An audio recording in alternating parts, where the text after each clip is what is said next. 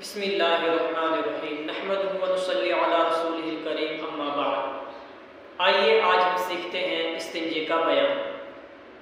ہر پاک چیز جس میں نجاست صاف کرنے کی صلاحیت ہو اور وہ قیمتی یا محترم نہ ہو، اس سے استنجا کرنا بلا کراہت درست ہے۔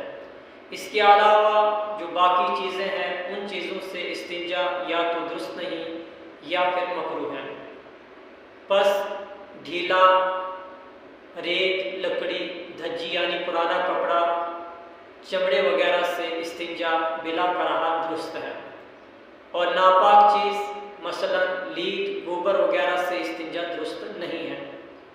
اور پاک چیز جس میں نجاست صاف کرنے کی پوری صلاحیت نہ ہو، اس سے استنجا مکروہ ہے، جیسے ٹھیکری، شیشہ، کوئلہ اور چکنے پتھر وغیرہ، ان سے استنجا جو ہے مکروہ ہے۔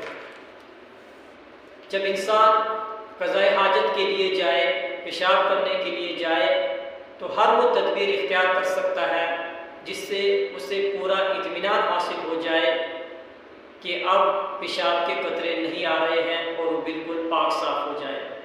یعنی ہر وہ تدبیر جو پیشاب کے بعد پیشاب کے قطرات کو نکالنے کے لیے کی جائے، جس سے نجاست پوری طرح زائل ہونے کا اطمینان ہو جائے، واجب ہے۔